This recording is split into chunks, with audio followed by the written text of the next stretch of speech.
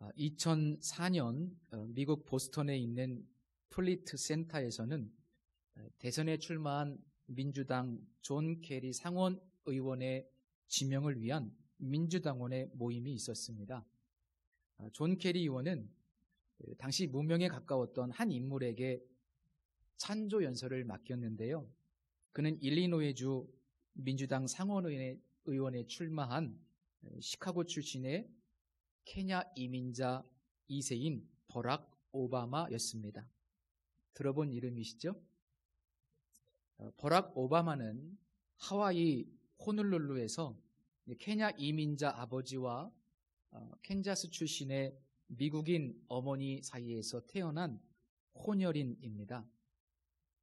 이 찬조 연설을 하게 된 버락 오바마는 먼저 이 자리에서 연설을 하게 된 것이 얼마나 감격스럽고 영광스러운 것인지를 언급합니다. 그리고 이런 연설을 합니다. 만일 시카고 남부에 글을 읽지 못하는 소년이 있다면 그 아이가 제 아이가 아닐지라도 그 사실은 제게 참 중요합니다. 만일 어딘가에 약값을 지불하지 못하는 노인이 의료비와 월세 중 하나를 택해야 한다면 그녀가 제 할머니가 아닐지라도 제 삶마저 가난하게 됩니다. 만일 어떤 아랍계 미국인이 정당한 법적 절차 없이 체포를 당했다면 그것은 제 시민권에 대한 침해입니다. 이렇게 연설이 막 시작되었는데 군중들은 이 감동적인 연설에 숨을 죽였습니다. 그들의 마음속에 잠들어 있었던 자비와 희망의 불씨에 다시 불이 붙었기 때문입니다. 몇몇 사람들은 막 감격의 눈물을 흘리기도 했습니다. 오바마는 이 연설을 통해서 거기에 모인 모든 사람들의 마음에 감동을 주었는데 마지막 연설의 절정의 순간에 이런 연설이 이어집니다. 저는 다음과 같은 근본적인 믿음이 있습니다. 저는 제 형제를 지키는 자입니다. 저는 제 자매를 지키는 자입니다. 이것이 바로 이 나라를 작동하게 합니다. 이것이 우리로 하여금 우리의 개인적인 꿈을 추구하지만 미국이라는 하나의 가족으로 모이게 하는 것입니다.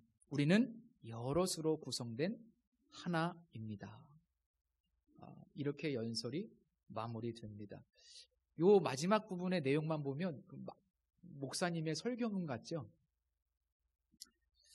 이 감동적인 연설 덕분에 이 버락 오바마는 거의 정치 신인에 가까운 사람이었는데 유명세를 타게 되죠. 그리고 2008년도에 미국 대통령이 되었고 2012년도에는 또 재선에 성공하기도 합니다. 저는 그분을 잘 모르지만 그분이 연설 중에 언급했던 그 내용의 그 마지막 부분, 저는 제 형제를 지키는 자입니다. 저는 제 자매를 지키는 자입니다. 라는 말은 이 창세기 4장 9절 말씀, 내 아우 아벨이 어디 있느냐라는 질문에 대한 그분의 대답이었습니다. 놀랍게도요, 그분의 이 연설 마지막 부분은 굉장히 성서적이라고 생각합니다. 그리고 오늘 본문에 대한 굉장히 중요한 어떤 통찰력을 줍니다. 우리가 읽은 이 본문 말씀, 우리가 수도 없이 읽었던 말씀이지 않습니까? 대부분 이 말씀에 대해서 예배에 대한 부분으로 우리가 이해를 하고 많은 목사님들이 설교할 때도 예배에 관한 관점으로 설교를 합니다. 그런데 저는 오늘 조금 다른 시선으로 이 본문을 바라보았는데 그 이유는 내 아우 아벨이 어디 있느냐라고 하는 이 하나님의 질문이 예배를 잘 드리라는 내용과는 조금 다른 강조점이 있다고 생각되었기 때문입니다.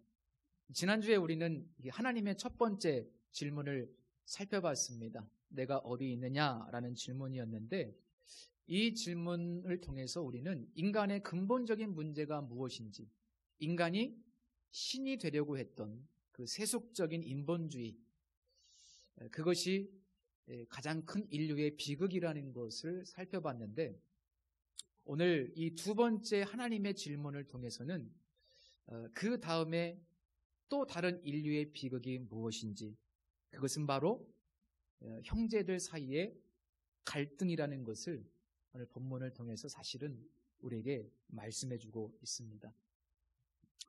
이 형제들 사이의 갈등, 지금도 세계 도처에서 이런 일들이 일어나고 있죠. 이 형제의 개념을 조금 더 넓게 바라본다면 지금도 계속해서 이런 갈등이 일어나고 있습니다. 국가들 간의 갈등이라든지, 혹은 국가 안에서 진보와 보수의 갈등이라든지, 혹은 또 가난한 사람들과 부자들 간의 갈등이라든지, 또 지역 간의 갈등이라든지, 학교 안에서는 지금 학생들과 선생님들과의 갈등이라든지, 또 서로 다른 종교의 갈등이라든지, 이 끊임없는, 어떻게 보면 형제들이라고 볼 수 있는 이 관계 안에서 갈등이 지속되고 있습니다. 그런 의미에서 이 본문을 좀 바라보면 오늘 우리에게 굉장히 깊은 울림을 줄 수 있다고 생각합니다. 에덴에서 쫓겨난 아담과 하와에게 가인과 아벨이라는 두 아들이 태어나게 되죠. 14절 말씀, 오늘 말씀 중에 나를 만나는 자마다 나를 죽이겠나이다 라는 이 가인의 고백이 있는데요. 우리가 성경 말씀을 읽다가 이런 말씀을 읽으면 그 당시 가인과 아벨 말고 또 다른 사람들이 있었나? 누가 가인과 아벨을 죽인단 말인가? 이런 의문을 갖게 되고, 성경이 모순적이지 않은가? 그런 질문을 할 수도 있지 않습니까? 근데 우리가 성경을 읽을 때 반드시 기억해야 되는 것이 있어요. 성경은 신학책이라는 거예요. 신학책. 그래서 성경은 이 본문을 통해서 우리 하나님께서 우리에게 주시고자 하시는 중심 메시지가 있습니다. 그것을 우리가 파악하는 것이 굉장히 중요한데, 다른 거, 마치 틀린 그림 찾기처럼 문자적으로 이런 것들을 찾아내서 성경은 잘못됐다 이렇게 생각하시면 그거는 성경을 접근하는 방식 자체가 잘못된 거예요. 물론 이게 이제 예수 안 믿는 사람들에게는 참 설명이 어려운데, 적어도 우리 예수 믿는 사람들은 그런 신학적인 수준을 가지고 있어야 된다. 또 어떤 분들은 이런 의문에 대해서 이런 대답을 하시는 분들이 있어요. 가인과 아벨 말고 여러 명의 형제들이 있었는데 그 중에서 가인과 아벨 이야기만 딱 뽑아서 한 것이다, 이렇게 얘기하시는 분들도 있어요. 저는 그것이 틀렸다고 말하는 것은 아닌데, 성경은 신학책이라고 하는 것에 대해서 우리가 좀 이해를 하면 사실은 그런 의문도, 그런 대답도 그렇게 별로 중요한 것은 아니라는 것을 먼저 말씀드리고 싶습니다. 이 본문이 우리에게 말씀해 주고자 하는 것은 뭐냐면, 인류 최초의 공동체가, 인간 공동체가 어떻게 깨어지게 되었고 분열하게 되었고 왜 깨어지게 되었는가를 사실은 우리에게 이야기하면서, 넓게는, 좀 넓은 범위에서 보면 왜 이 세상은 이렇게 분열하고 다투고 지금도 그렇게 서로를 죽이려고 하는가? 우리가 살아가는 이 세상이 지금 그렇잖아요. 그런 질문에 대한 성경에서의 답변이라고 보시면 됩니다. 자, 가인과 아벨이 성장한 다음에요, 각기 자기의 소유를 가지고 제사를 드리게 되었는데, 문제가 뭡니까? 문제가 하나님께서 동생인 아벨과 그의 제물은 받으시고 형인 가인과 그의 제물은 받지 않은 겁니다. 기분 나쁜 일이죠. 근데 하나님은 분명히 좀 자상한 아버지의 모습으로 가인에게 찾아오셔서 가인이 드린 예배가 문제가 있다고 말씀하시면서 너의 문제가 무엇인지 한번 성찰해봐라. 그리고 너의 그 감정과 분노를 좀 다스리고 죄가 너의 마음을 지배할 수 있으니 조심하라고.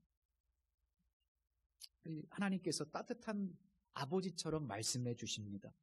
하나님이 가인을 버린 것도 아니고요, 가인이 하나님에게서 끊어진 것도 결코 아닙니다. 그런데 이 사건은 또 다른 큰 사건의 원인이 되는데, 예배가 거부당한 것에 대한 분노와 함께 이 동생을 향한 시기와 질투에 사로잡힌 나머지 가인은 동생을 몰래 들로 불러냅니다. 그리고 아무도 보는 사람이 없을 거라고 생각하고 아주 잔인하게 자기의 동생을 학살합니다. 제가 이 말씀을 보면서 회개가 되더라고요. 제가 어렸을 때 제 남동생을 굉장히 많이 때렸는데 동생이 그것을 기억하지 않았으면 좋겠다는 생각이 들더라고요. 얼마나 미안하든지 형으로서. 아무튼 이 가인이 동생을 쳐 죽이는 최초의 학살자, 형제 살인자가 됩니다. 너무 끔찍한 일이죠. 인간이 창조되지 않고 창조된 후에 어떻게 보면 시간이 얼마 지나지 않았지 않습니까? 그런데 그렇게 짧은 시간 안에 이렇게 큰 비극이 발생한 사실이 얼마나 끔찍한 일입니까? 그럼 우리가 이제 질문할 수 있겠죠. 왜 형 가인은 동생 아벨을 죽였을까? 왜 이렇게 끔찍한 일을 저질렀을까? 조금 더 범위를 확대해서 보면 형제를 죽이는 비극이 왜 지금도 이 세상 안에서 계속되고 있는 걸까? 그런 질문을 하지 않을 수 없습니다. 본문에서 이 갈등의 원인으로 짐작되는 것이 바로 제사입니다.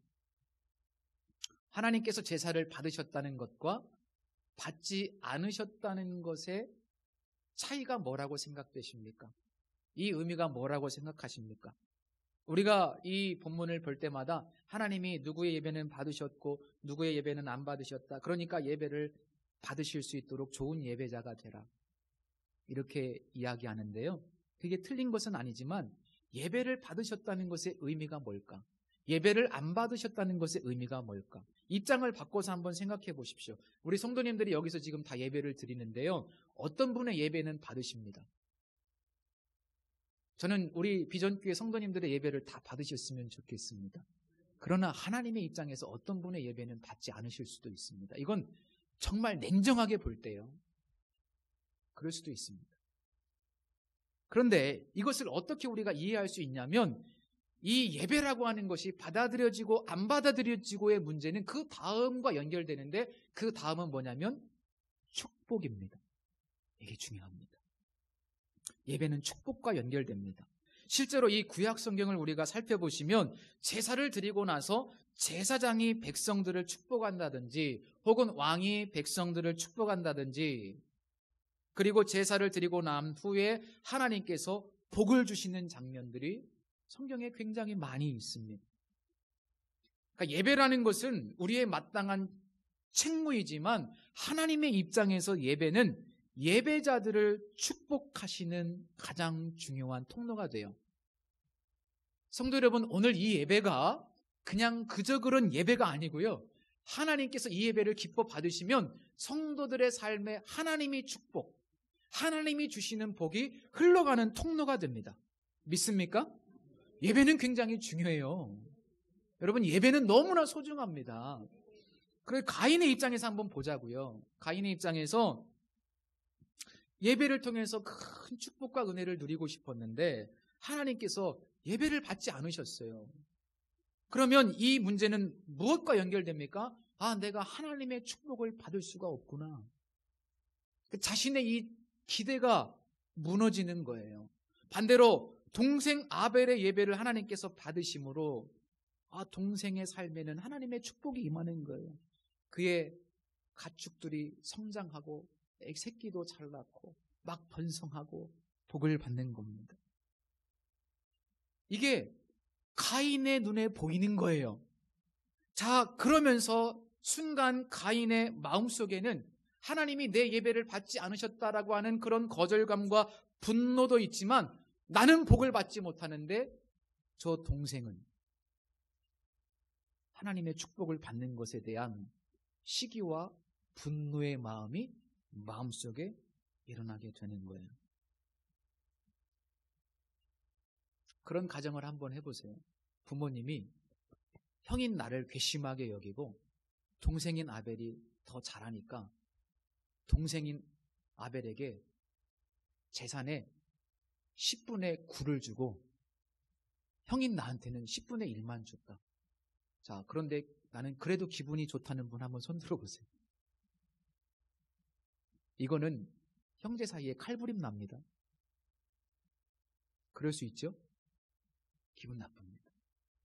가인의 입장에서는 그런 거예요. 그러니까 이 아벨을 형제가 아니라 어떤 대상으로 보냐면 경쟁자로 보기 시작한 거예요. 제거해야 될 대상으로 보기 시작한 거예요. 저 아벨 녀석만 없었더라면 내가 더 큰 축복을 누릴 수 있었을 텐데, 내가 더 큰 행복을 누릴 수 있었을 텐데, 내가 더 성공할 수 있었을 텐데 라는 이런 잘못된 생각을 하는 겁니다. 이게 경쟁자 때문에 내가 성공하지 못하는 게 아닌데 우리는 경쟁자 때문에 성공하지 못하는 것처럼 착각하는 것과 비슷해요. 물론 이건 이제 저의 해석이고 상상력입니다. 근데 좀 어느 정도 일리가 있나요? 성경에 비슷한 예가 있어요. 마치 야곱이 둘째 아들로 태어났어요. 장자로 태어나지 못했어요. 그래서 나는 장자로, 그 당시에는 장자에게 몰빵해 줬거든요. 장자가 축복을 받았습니다. 그런데 나는 장자로 태어나지 못했기 때문에 나는 하나님의 복을 받을 수 없고 부모의 유산을 많이 상속받을 수 없어. 나는 장자로 태어나지 않았기 때문에 축복을 받을 수 없어. 이렇게 생각을 하게 된 거예요, 야곱이. 그러니까 형의 축복 기도를 저주를 받을 각오를 하고 가로챘는데 그것과 크게 다르지 않습니다. 저의 이런 해석을 뒷받침할 수 있는 내용이 후반부에 있어요.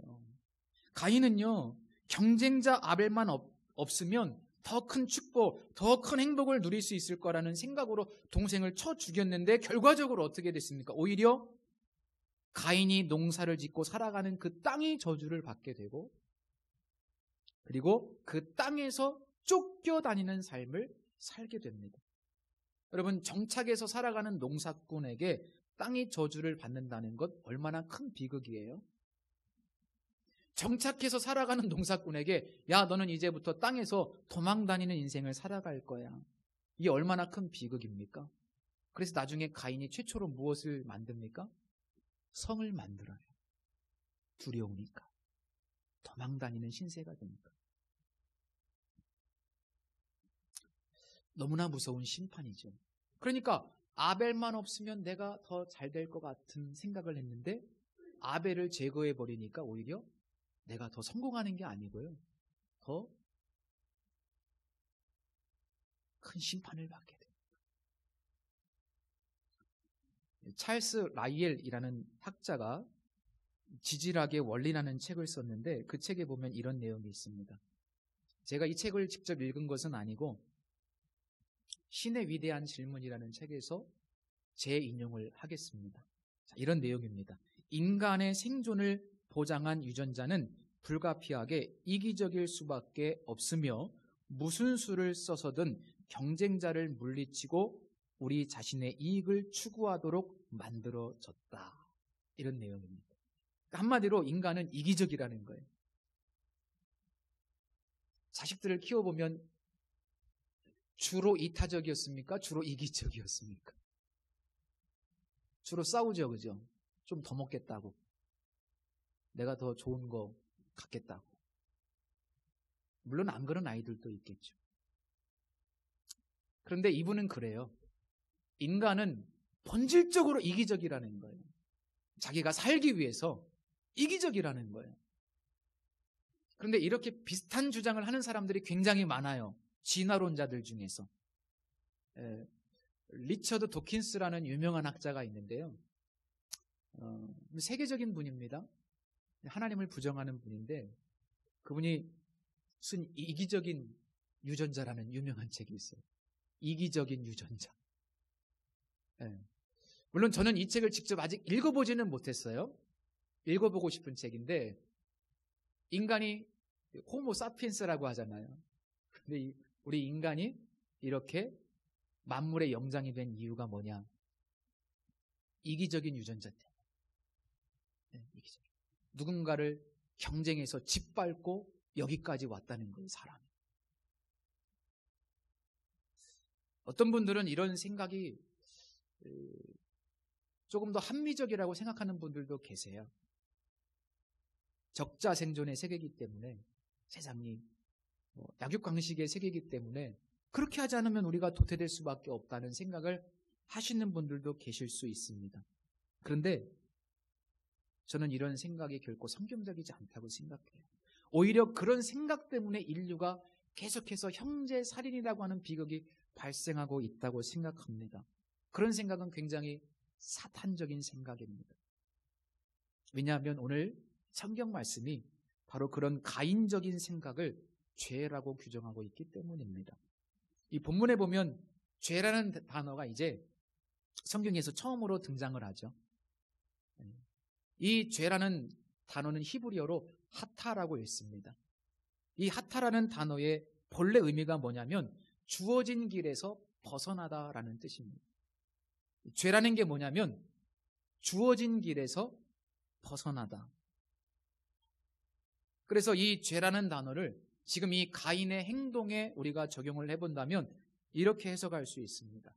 자, 삼위일체 하나님의 형상을 가진 인간은 다른 사람들과 더불어 살 때, 즉 공동체로 살 때, 공동체로 존재할 때 오히려 더 행복하고 축복을 누리도록 창조되었는데 바로 그 길에서 자꾸만 벗어날 때, 즉 내 곁에 있는 사람을 나의 경쟁자로 간주하여 내 삶에서 배제할 때 그것이 바로 죄가 된다는 겁니다. 왜?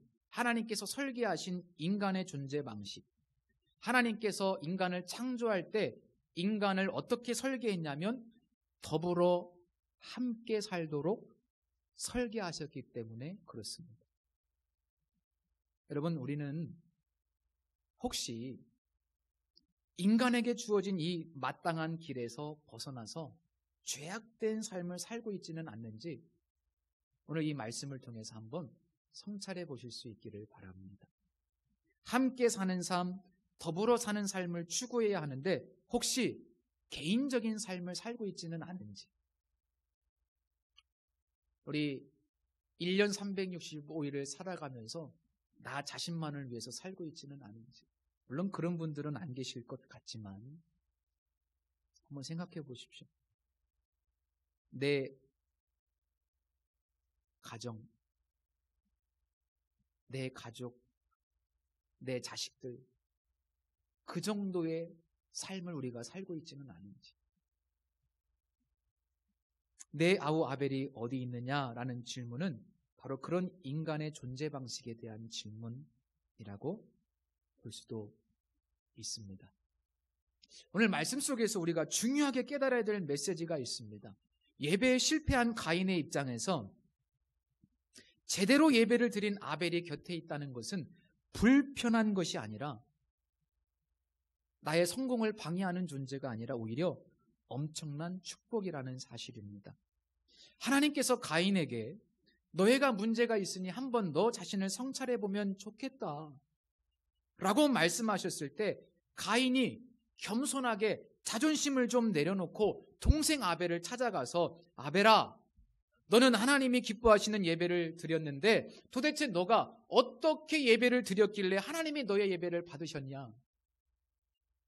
나는 오늘 이 예배를 잘 못 드리고 하나님이 나의 예배를 받지 않으셨는데 다음번에는 내가 예배를 잘 드리고 싶거든. 그러니 동생아, 나에게 네가 예배를 잘 드릴 수 있었던 비결을 좀 가르쳐 줬으면 좋겠다. 이렇게 찾아가서 도움을 구했다면 얼마나 좋았겠습니까? 너무나 안타깝죠. 근데 이게 쉬운 건 아닙니다. 내 주변에 나보다 나이가 어린데 더 훌륭한 신앙인들이 있다면, 나보다 분명히 신앙 연조가 짧은데 더 성숙한 성도님이 계시다면 그것은 시기하고 질투할 일이 아니라는 거예요. 오히려 내가 그 성도를 통해서 더 성숙할 수 있는 계기가 될 수 있고 통로가 될 수 있다는 겁니다. 저 사람은 교회에서만 사네. 이렇게 비난할 일이 아니라는 거예요. 내 자신의 부끄러움을 돌아볼 수 있는 통로로 삼으면 나에게 축복이 될 수 있다는 거예요. 비슷한 이야기지만 예를 들면 나보다 학벌은 좀 부족하고 나보다 나이도 어려요. 그런데 나보다 보니까 사업을 훨씬 더 잘해. 그러면 그 사람을 시기하고 질투하고 막 그 사람 안 보는 데서 막 뒷담화할 것이 아니고, 저 사람한테 내가 좀 가서 그래도 좀 배워야 되겠고, 저 사람은 어떻게 나보다 나이도 어리고 경험도 부족하고 그런데 어떻게 저렇게 사업을 잘하지? 내가 가서 좀 배워야 되겠다. 이렇게 생각하면 얼마나 축복이 되겠습니까? 보수는 진보를 공격하고 있고 진보는 보수를 공격하는 이런 상황에서 상대방을 막 없애버려야 될 대상으로 저는 그렇게 생각하고 있는 것 같아요. 이 정치를 보면 저 사람들이 좀 없어져야 될 텐데 이렇게 생각하는 것 같아요. 근데 그런 관점으로 보지 말고 오히려 상대방이 있음으로 해서 우리의 약점을 좀 발견할 수 있고 또 우리의 불편한 진실을 발견할 수 있고 우리의 부족한 점을 발견할 수 있다면, 그래서 우리가 조금 더 우리 진영이 조금 더 성숙한 길로 나아갈 수 있는 통로로 볼 수 있다면 너무 이상적인가요? 얼마나 좋겠습니까? 저의 입장에서 학교 다닐 때 저보다 공부도 못하고요, 맨날 놀러 다니고 도서실에도 없고 그랬던 동기들이 저보다 목회를 잘하고 있다는, 물론 거의 제가 도서실에 없었습니다. 근데 이렇게 예를 들자면 그렇다는 거예요. 예를. 저보다 공부도 못하고 늘 놀러 다니고 성실하지도 않고 그랬던 친구가 지금 목회를 너무나 잘하고 있어. 그럼 제 마음속에 얼마나 가나 보자. 저놈들 저것들 학교 다닐 때 맨날 놀러 다니고 그랬던 친구들인데 얼마나 가나 보자. 하나님 너무 불공평하시네. 나보다 공부도 못했는데 다 큰 교회 가서 있고 제가 그렇게 생각하고 질투하고 그 친구들 무시한다면 하나님이 기뻐하실까? 오히려 더 그들을 통해서 내가 배울 수 있고 성숙할 수 있는 통로로 본다면 하나님이 얼마나 기뻐하실까? 제가 언젠가요 이런 글을 읽고 은혜를 받았습니다. 이게 목회자의 이야기지만 성도님들도 나름대로 좀 적용해 보시면 좋겠습니다. 런던에 아주 유명한 세 분의 목사님이 동시대를 살며 목회를 하셨답니다. 그리스도교회의 프레드릭 마이어 목사님, 침례교회의 찰스 스펄전 목사님, 웨스터민스터 교회 유명한 채플인데 캠벨 몰간 목사님. 이 세 분은요 다 유명한 설교자입니다.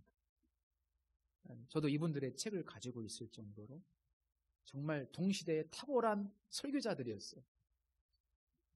근데 이제 미국에서 사역하셨던 캠벨 몰간 목사님이 영국으로 오셔서 웨스터민스터 교회를 목회하시게 됐는데 교회가 크게 부흥했어요. 그러니까 이 프레드릭 마이어 목사님에게 질투심이 생기기 시작했답니다. 이 캠벨 몰간 목사님이 미국에서 목회하실 때는 이제 영국과 미국인이 떨어져 있으니까 미국에 계신 캠벨 몰간 목사님을 위해서 막 기도도 하고 그랬었는데 이제 같은 도시에서 사역을 하다 보니까 또 그 교회가 막 부흥하고 잘 되다 보니까 기도가 안 나오더랍니다. 하나님 아버지, 이 시기와 질투를 없애 주옵소서. 아무리 기도해도 이 시기심과 질투심이 사라지지 않았답니다. 목사도 똑같아요. 그죠? 그런데 어느 날 기도하는 중에 하나님께서 마음에 이런 감동, 이런 생각을 주시더래요. 너의 기도를 바꾸어라. 질투를 없애달라고 기도하지 말고 축복을 위해서 기도해라. 이거 굉장히 중요합니다. 그래서 즉시 기도를 바꿨답니다. 찰스 스펄전과 캠벨 몰간과 그 교회들을 축복해 주옵소서.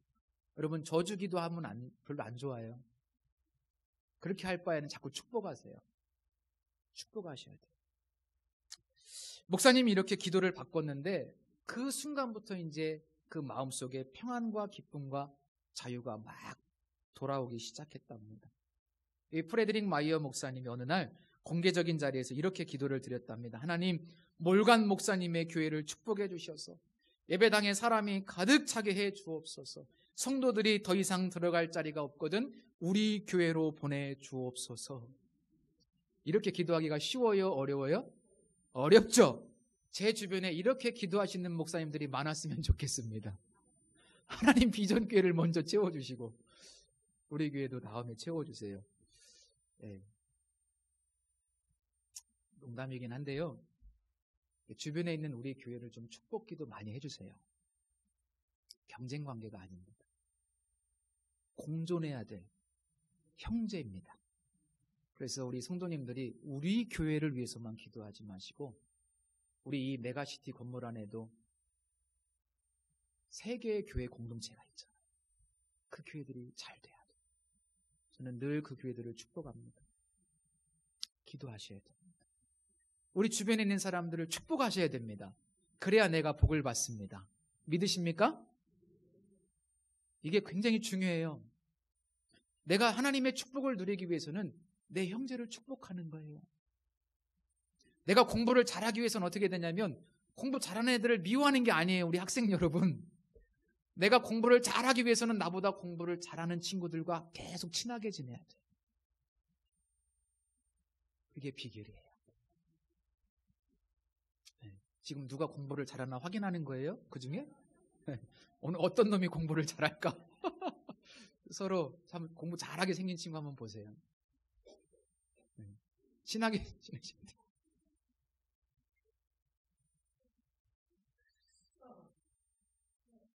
너무 이상적인 얘기일 수 있지만요. 우리가 우리 주변에 있는 아벨들을 경쟁의 대상으로 볼 것이 아니라 축복의 통로로 인식한다면 우리는 지금보다 더 행복할 수 있고 하나님의 축복을 누릴 수 있습니다. 학계에서 이기적 유전자라는 표현이 맞을 수는 있어요. 학계에서. 그러나 성경적으로 보면 이타적 유전자를 가지고 살아야 돼요. 남이 잘 돼야 내가 잘 되는 거예요. 우리 주변에 있는 수많은 아벨들, 사실 우리를 축복하기 위해서 하나님께서, 우리의 성숙을 위해서 하나님께서 예비해 놓으신 귀한 축복의 통로들인 줄로 믿으시기 바랍니다. 그렇다면 우리가 함께해야 될 아벨은 누구일까? 좁은 의미에서 아벨은 우리가 시기하고 질투를 느끼는 대상이 아벨일 수도 있습니다. 혹은 나의 행복과 성공에 방해가 된다고 느껴지는 사람이 아벨일 수도 있고요. 나의 경쟁자라고 느껴지는 그 사람도 나의 아벨일 수 있습니다. 조금 더 넓은 의미에서 보면 서두에 소개한 버락 오바마 미국 전 대통령의 연설에 나오는 것처럼 이 세상의 모든 약자들, 연약하고 소외된 자들, 고통당하는 자들이 우리의 아벨이 될 수도 있습니다. 2023년도 서울대학교 졸업식에서 이 서울대 출신이면서 이화여대 석자 교수를 지내고 있는 최재천 교수라는 분이 학생들에게 졸업 연설을 했는데 제가 감동이 돼서 눈물을 흘릴 뻔했습니다. 유튜브에 보시면 다 나와 있습니다. 그 연설 내용문 중에 이런 내용이 있었습니다. 평생 관찰한 자연에도 손잡지 않고 살아남은 생명은 없었습니다. 그러니 부디 혼자만 잘 살지 말고 모두 함께 잘 사는 세상을 만들어 주시기 바랍니다. 너무 감동적이지 않나요? 오늘 이 예배 시간에 하나님께서 너의 아우 아벨이 어디 있느냐라고 물으십니다. 지금도 지구촌 곳곳에 홍수로 인해서, 지진으로 인해서, 전쟁으로 인해서 고통당하는 아벨들이 너무나 많습니다. 안타깝게도 가인은 내가 알지 못합니다. 내가 내 아우를 지키는 자입니까? 라고 아주 뻔뻔하고 건방진 태도를 보였지만 저는 우리가 그렇게 못나게 살지 않았으면 좋겠습니다. 하나님과 죄인된 우리의 화목을 위해서 스스로 인간이 되시고 십자가에 돌아가신 예수 그리스도를 마음에 품고 작은 예수가 되어서 이 땅의 수많은 아벨들을 돌보고 섬기는 우리 비전교회 성도님들이 되셨으면 좋겠습니다. 기도하겠습니다. 하나님, 너의 아우 아벨이 어디 있느냐? 라는 이 질문을 통해서 인류의 두 번째 비극은 서로 화목해야 될 이웃 간의, 형제 간의 갈등이라는 것을 우리에게 보여주셨습니다. 우리는 실제로 내 피부치들과 얼마나 화목하게 살고 있는지, 또 예수의 피로 하나 된 우리 교회 공동체 식구들과 얼마나 하나됨을 유지하고 있는지, 또 도처의 연약한 아벨들과 얼마나 마음과 사랑을 나누고 있는지 우리 자신을 돌아보게 하시고, 예, 주님, 내가 내 아우 아벨을 지키는 자입니다. 내가 내 형제를 지키는 자입니다. 내 자매를 지키는 자입니다. 이렇게 고백하며 그렇게 살아갈 수 있도록 경쟁자로 보는 것이 아니라 축복의 통로로 볼 수 있는 은총을 우리에게 허락하여 주옵소서. 예수님의 이름으로 기도합니다. 아멘.